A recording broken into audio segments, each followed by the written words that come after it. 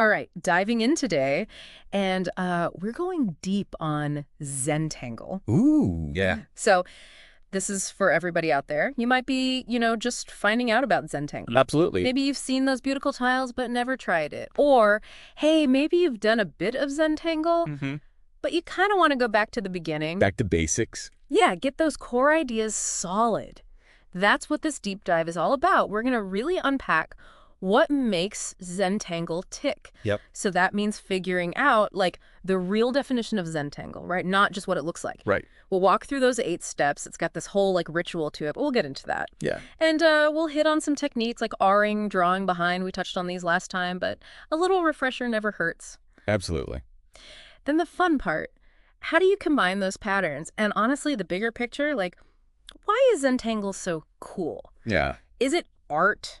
Is it like a life skill? Does it like rewire your brain? We're going to look at all that. It really does feel that way sometimes, doesn't it? It does. And the cool thing is, even these what seem like super simple ideas, they have a lot more going on under the surface. Oh, absolutely. Layers, there are layers. And we've got some great starter material to guide us. Perfect. So first things first, what exactly is Zentangle? Like, how do we even define it?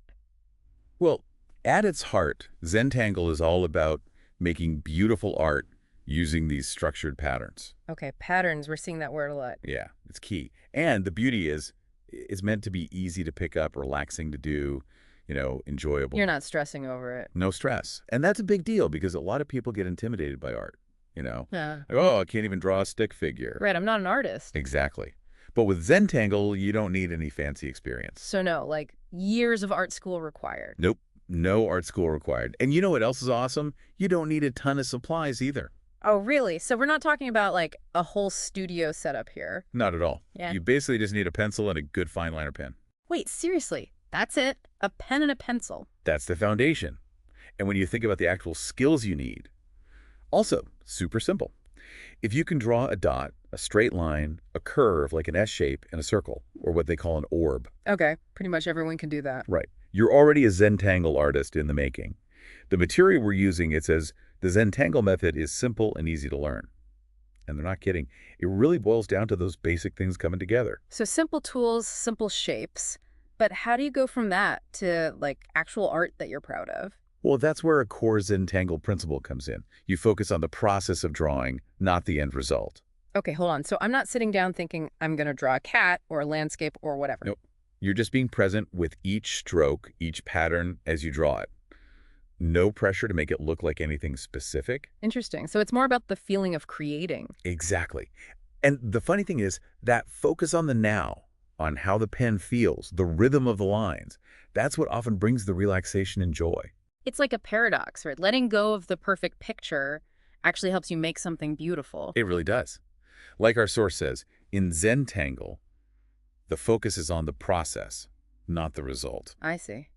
But there still has to be some, like, structure to it, right? You're not just randomly scribbling. Oh, there's definitely structure. That's where the structured patterns come in. You can think of them like deconstructed images, broken down into those basic strokes we talked about. Okay, so kind of like those paint-by-number things, but for patterns? Kinda, but you're creating the patterns yourself. You repeat these strokes in a specific way, following a sort of logic for each pattern, and they call these individual designs tangles. Tangles. I like that. So it's like learning a whole visual language, right? You've got these building blocks and you combine them. Yes, like musical notes making a melody. And here's the thing. Those rules, that structure, it actually fuels creativity. I wouldn't have guessed that. You'd think rules would limit you. You would, but it's the opposite. It frees you from overthinking. You don't stare at a blank page wondering what to draw. So you can just get lost in the process. Exactly. And the results are often amazing, things you never would have thought of on your own. The source even says, paradoxically, this structure actually sparks creativity, and the final product often exceeds the original rules. So the rules are like a springboard, not a cage. That's it. And because it's so approachable, Zentangle really is art for everyone. The material talks about art that comes from the masses, which I love. It's like democratizing art. Exactly. Right. No one feels intimidated. And because you're not aiming for a specific picture, there's always that element of surprise. Like, ooh, look what happened. It's delightful. And it ties into something so ancient, Humans have been making patterns and symbols forever. It's in our DNA. It is. Yeah. And Zentangle lets us connect with that in a modern, mindful way. And it's not just art. The material calls it a life skill, too. Okay, a life skill. How does drawing patterns translate to that? Well, think about it. It's easy to do, doesn't require much, so you can practice regularly. And as you work with those tangles, choosing where they go. You're making decisions using your judgment. Exactly. You develop intuition, creativity flows naturally, and that focus on the process. Yeah. Super relaxing. Stress relief, that's always good. Right. And it can shift your perspective. Like, you might mess up, but then you see, hey, I can turn this into something new. It's about problem solving, adapting. Exactly. And let's not forget the focus it takes to do those tiny strokes. Talk about concentration. Yeah, you can't be zoning out while you're doing Zentangle. You're fully present. And those benefits, they spill over into life, Being able to focus on one thing at a time. Stay calm. That's valuable everywhere. So we're talking real mental benefits here. We are. The material lists a bunch. Better focus, more creativity, less stress, even improved group interactions. Wow, it can even help you get along with people better. It can. It sparks new ideas, subtly changes how you think over time. It's powerful stuff. It's more than just, oh, this is a relaxing hobby. Way more. There's this metaphor they use. Life is like a work of art, and Zentangle is how you express that art through being present, calm, and focused. Like you're shaping your own inner state. You are. It's about becoming more relaxed, yet also more creative, more receptive. They talk about the wonder of watching those patterns emerge, especially when you're not attached to the outcome. Sounds almost meditative. It's very connected to meditation. They actually call it the art of slowing down. Very Zen-like. Each stroke takes time, unlike, say, typing, which is all about speed. Yeah, we're always rushing these days. Right. But Zentangle is about savoring the process, and each stroke can be linked to your breath. Ah, so you're bringing in mindful breathing. You are. They also emphasize starting with gratitude, appreciating the moment, and physical relaxation too, letting go of tension in your hands, arms, neck, back. It's like a whole body experience, not just your mind. Absolutely. And they have some great practical tips too. This idea of one stroke at a time, they keep coming back to that. I can see why. It's like, don't get overwhelmed. Just focus on that next little bit. Exactly. Whether it's on the tile or in your life, it helps break things down. And they even have advice on how to hold your pen. Seriously, there's a right way to hold a pen for Zentangle. Well, they quote a schoolmaster from the 1500s, so it's good old advice. The key is a relaxed grip, so you don't get tired or lose control. Interesting. So it's not about forcing it. Nope. They say, hold the pen as if cradling a fragile robin's egg. Isn't that a lovely image? It is. It's about being gentle, intentional. And that leads to the idea of deliberate strokes. They're slow, steady, controlled, no rushing. It quiets the mind. It does. You can really focus on each movement. It's like mindfulness, getting into that flow state in the zone. They talk about feeling the ink flow onto the paper. It's a different way of experiencing drawing, for sure. It is. And then there's this important idea. Zentangle is about embracing abstraction.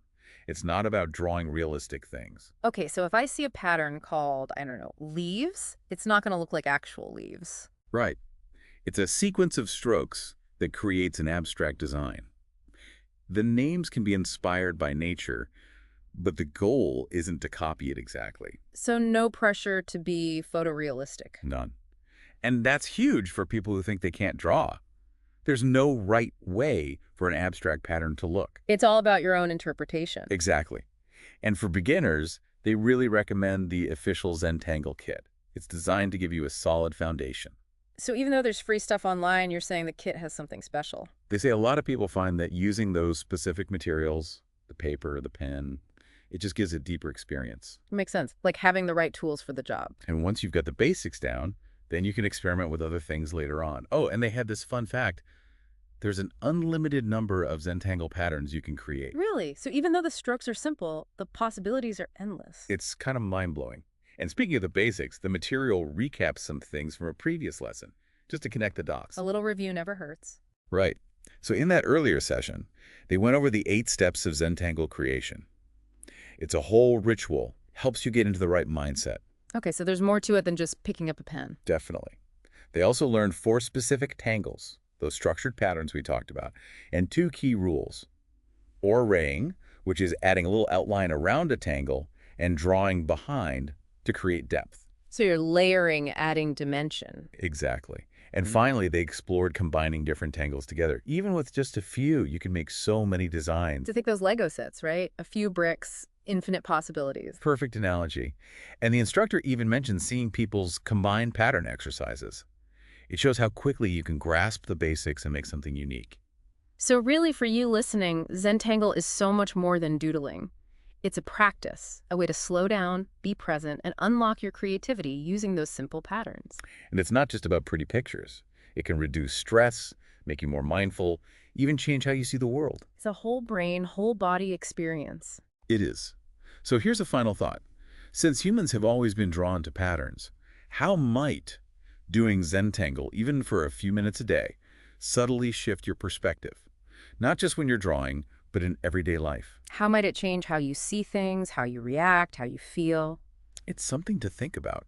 What happens when you bring that calm, focused Zentangle energy into the world? I like that. Thanks for taking us on this deep dive. Until next time. My pleasure.